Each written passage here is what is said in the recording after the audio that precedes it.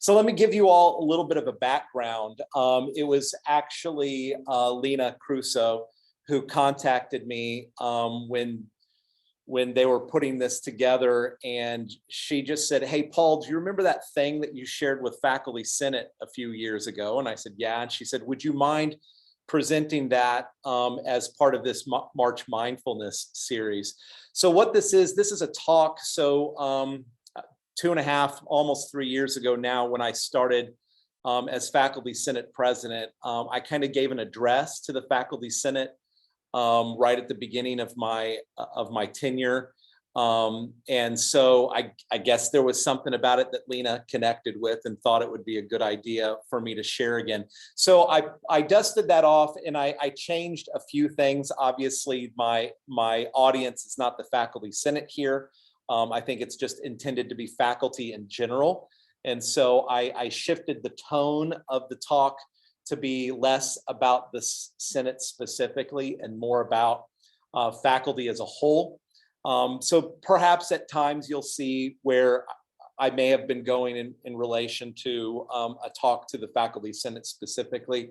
But I want to sort of aim at understanding our purpose of Christian higher education for faculty in general. So my idea is I'm going to just sort of walk through this talk. I've literally just printed it off here, and so I'm going to read it. I don't think I'm a boring reader. I think I give some good inflection when I read, so I don't think it'll be too boring. If you'd like, I could certainly share this with you afterwards if you would like to sort of read through some of the things that I say. But mainly what I'm interested in is hearing back any sort of thoughts that you all might have related to the ideas that I'm putting together here, because when I originally presented this, it wasn't just to sort of give a talk and say, this is how things are. I want to invite people into a conversation and hear various people's ideas about the things that I'm saying, because I think that there's a lot that we can wrestle with here for us to sort of begin to understand. So that's sort of the context. So if we have some time to do Q&A or even just have sort of a discussion at the end, I'd really love to hear some thoughts from you all as we do that. So, all right, so without further ado, I'll go ahead and jump into this. So over the next several minutes, I'd like to offer up a vision for the purpose and necessary direction of Christian higher education, to provide a rational justification or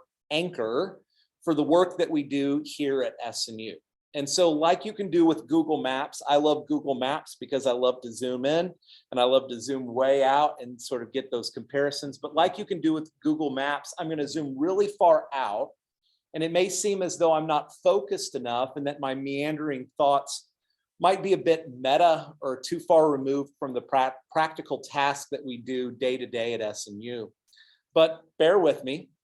Or perhaps your thought will be like one shared with me by a patient that I have who recently said, "Man, I feel like I asked for the time and you showed me how to build a clock." I promise that there is a purpose to this thought experiment, and hopefully my thoughts will be made more clear at the end. I also hope that some of my ideas will resonate with you and can be motivational to us all in our work that we do here together at SNU. So to begin, I want to start with Jesus, okay? I believe that if anything is to use the adjective Christian, Christ has to be there in the beginning. But I don't want to start in the way that we sometimes begin with Jesus in some personal and emotive context. I want to start with who we believe Jesus is theologically. By we, I am specifically referring to the church, and even more specifically referring to a particular Wesleyan subtradition of the church that our university represents, the Church of the Nazarene. I'm getting specific and particular because my hope is that you understand that the church is very diverse, with varying theologies that understand the nature of God and even the person of Jesus in subtly and not so subtly different ways. Our particular denomination, or at least SNU's denomination, understands the person of Jesus to be the full revelation of the character and nature of the triune God. When we see the Son, we have seen the Father. And what is the character and nature of God? Well, John Wesley over and over offers love as the very starting point for understanding who God is.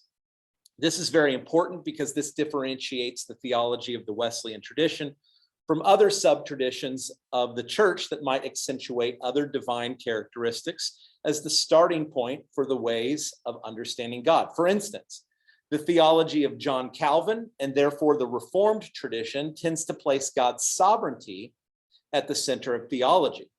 The result of this focus has significant implications for differences in understanding Christ's atoning work and God's action in the world, how we understand salvation, the nature of humanity, the role of the church, the goal for creation, etc. But Wesley begins with love. Let me give a little bit of a background there. I have a couple good friends who teach at Calvin College, and one of my friends used to teach at Northwest Nazarene University and now is at Calvin. And we've had this really interesting conversation about how they understand their role as a university very different at Calvin than they did when he was at Northwest Nazarene, because they start at a very different starting point when it comes to their theology. So that's why I want to move into the particular. So Wesley begins with love. Now, love can be a bit ambiguous. Love is a many-splendored thing. Love lifts us up where you belong. All you need is love. The word can be used in a number of ways, and I should probably be clear about what the church means when we say that God is love. John Wesley particularly talks about God's love by synonymously talking about God's relational nature and his attributes of justice and mercy. The historical church has had a number of ways in which this nature has been talked about. Let me give you a few theological terms.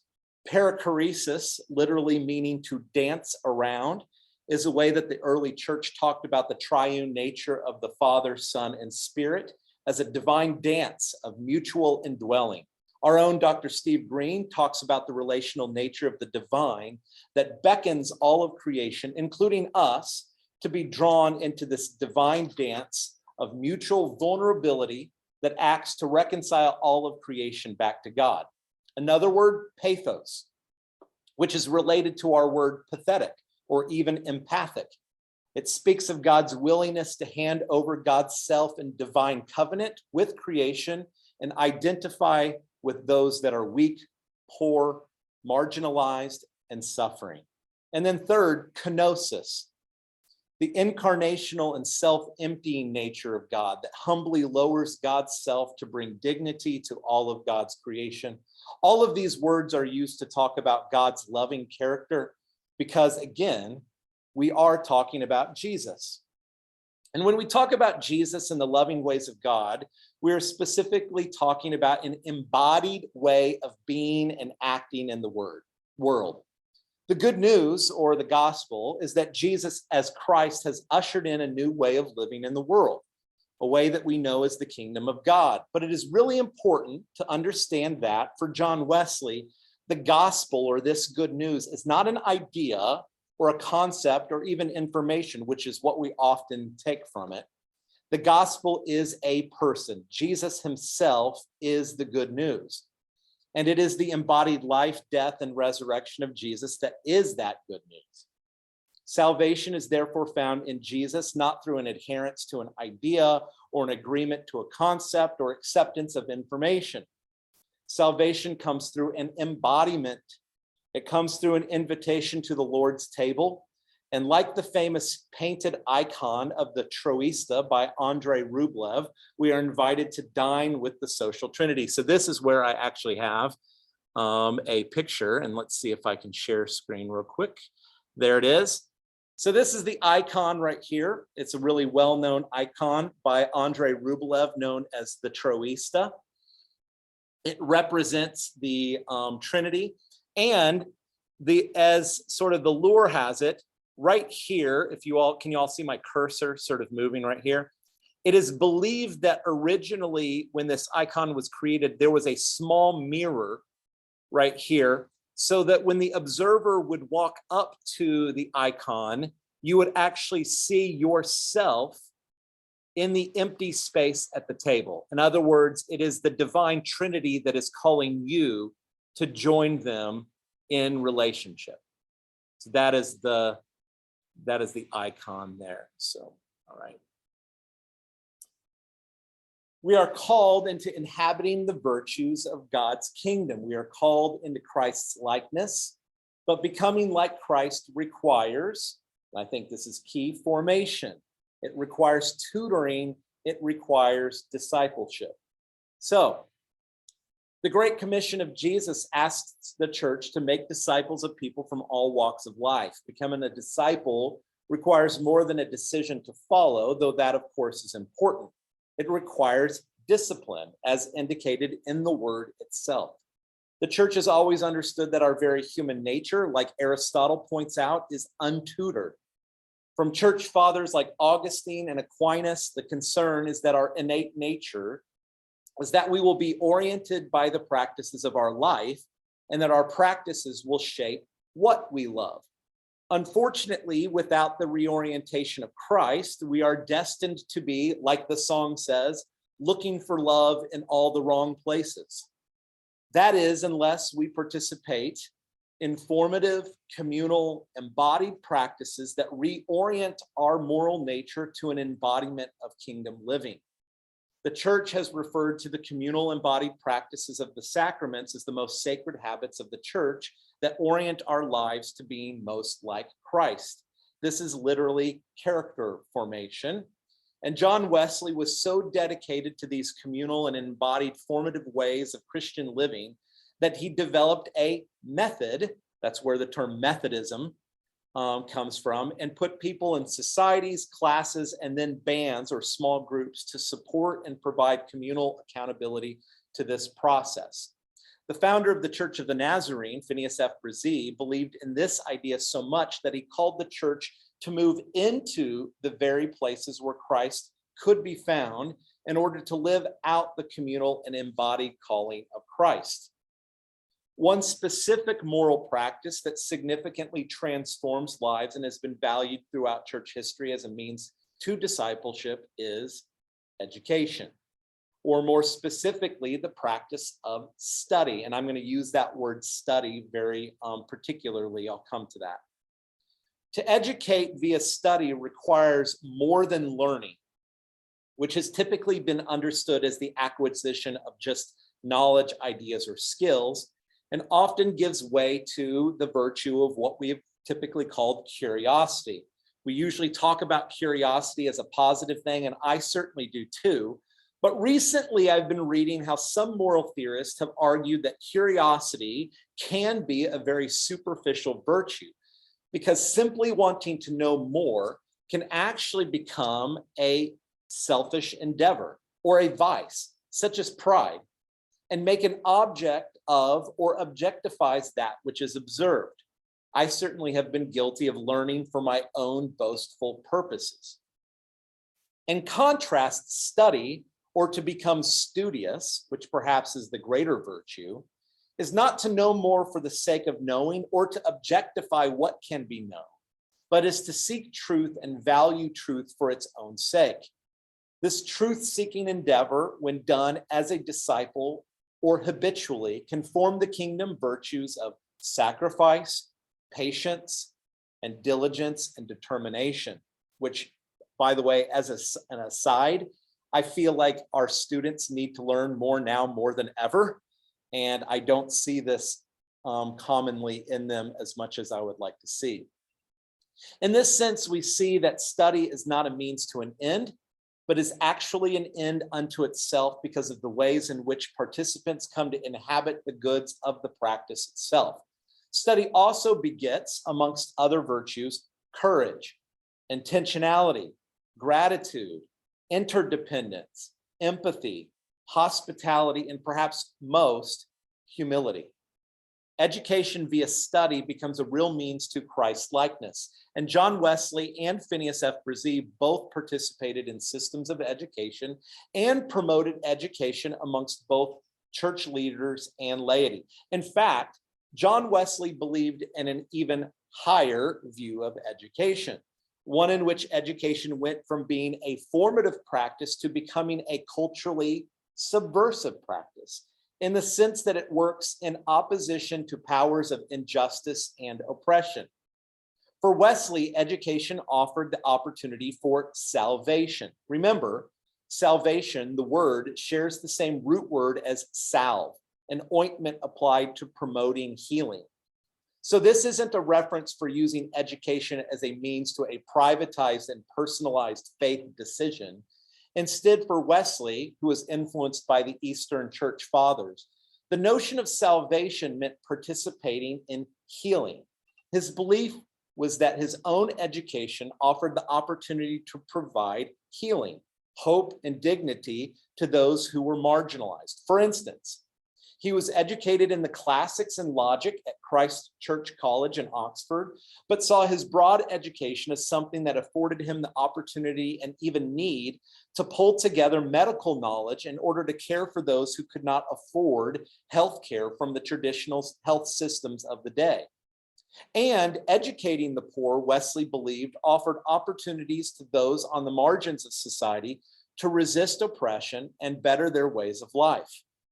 This higher education offered more than the practice of study. Higher education became a way to shape the church by training its own people into becoming subversive agents for cultural change, or to perhaps create a new culture. This is a higher quality of education, measured not by advantages of personal gain, but by social responsibility. In higher education, education is not for one's own self, but wholly for the benefit of others. Well, there's much more that I could say about all of this, but for the sake of time and for those who are already starting to connect the dots, my hope is that you begin to see the relevance of what I'm talking about for here at SNU. I will specifically highlight my key words throughout for emphasis: Christ-like, disciples, higher education. Now, there's a lot of talk at SNU about mission fit, but there are a lot of ways in which one could understand the phrase to make Christ-like disciples through higher education. However, I'm not just a Christian, I am Wesleyan, and I'm not just Wesleyan, I'm a member of the Church of the Nazarene, and that the Nazarenes have a rich yet particular and even specific theological tradition that anchors us in how we understand this mission. Yet this nuanced theological perspective is not often offered when discussing most aspects of our university life. I would suggest that not only should it be offered, but it has to be stated. Otherwise, we at SNU will find ourselves untethered and we will pass by one another in conversation, unable to reconcile the multitude of perspectives that are often offered on how to do Christian higher education. Let me offer just a few examples. Over the years of teaching at SNU, I've been responsible for using language that intentionally or unintentionally commodifies our educational offerings, treating them as a means to some extrinsic gain. The justification for this language is often entrenched in the values of the marketplace and consumerism. But our theological heritage does not see an education as a commodity, and we are not subjects of the market. Education is a character-forming practice, and we are the subjects of a peculiar kingdom. Or here's another. When I have made statements that SNU should do something because that is what students want, referring to students as customers, I need to confess the way that I have done those students wrong by limiting what it is that SNU can truly offer. As St. Augustine would have predicted, my own graduate counseling students have learned that prior to their own study at SNU, they were untutored and did not know what they did not know. They would have asked for all sorts of things from our graduate program up front.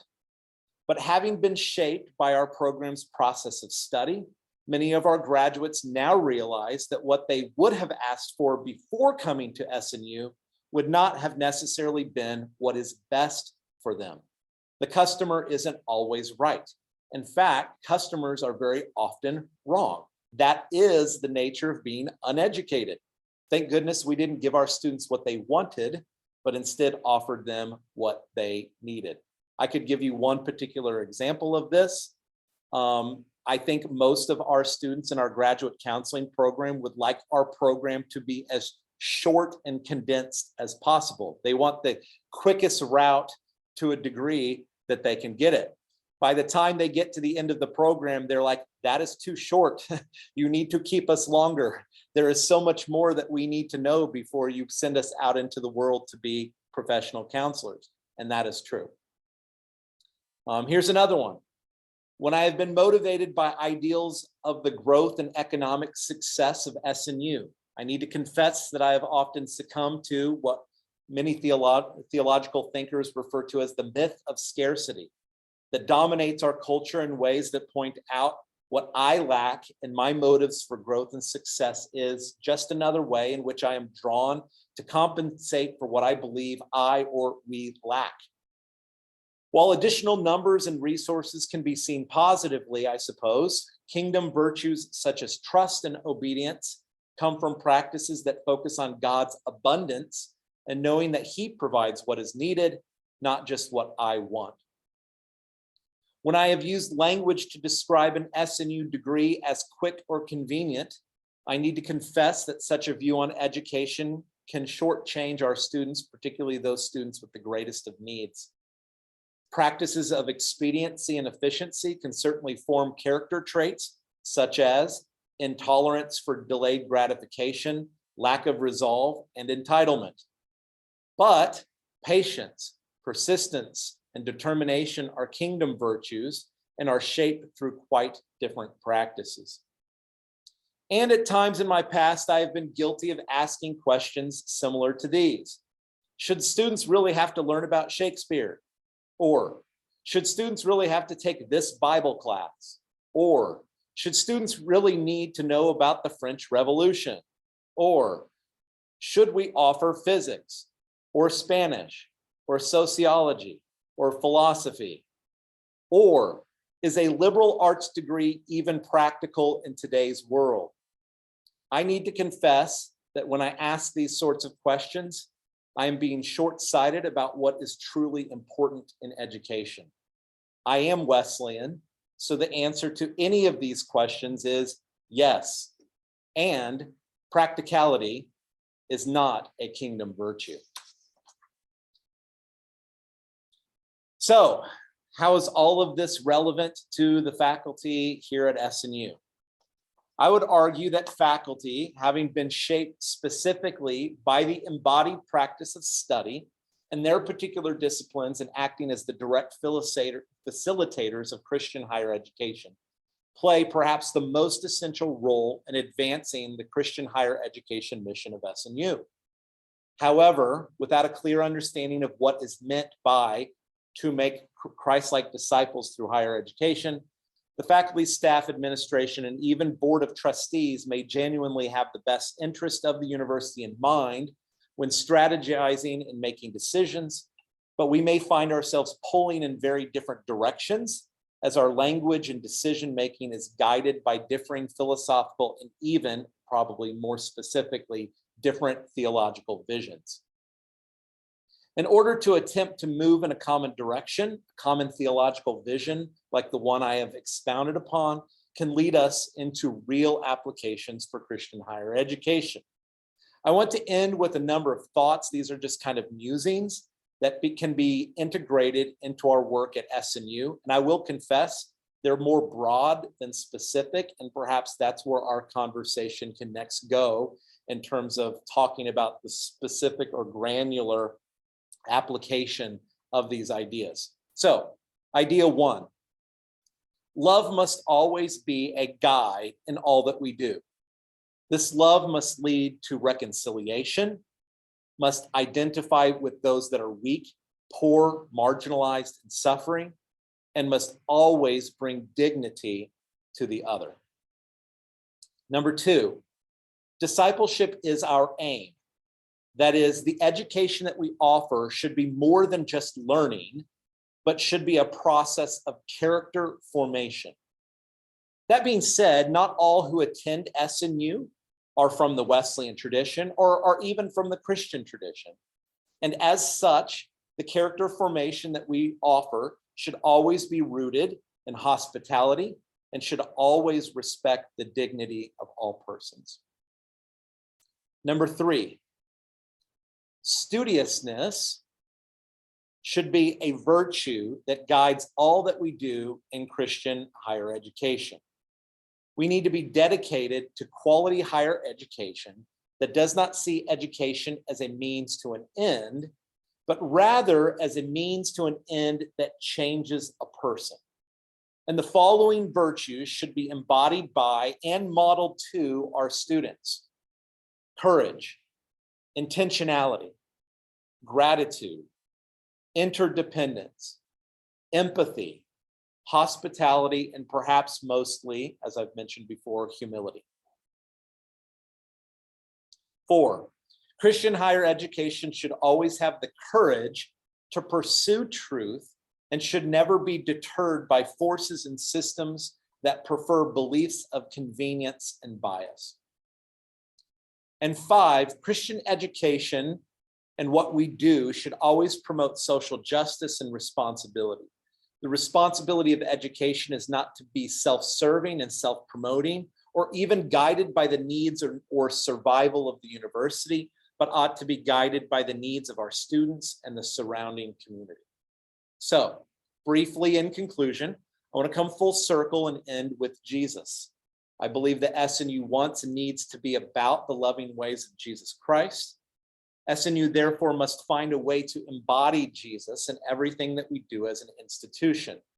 We, as the faculty, have the unique opportunity at SNU to begin and end with Jesus in all that we do. So there is my talk, about 30 minutes, not quite.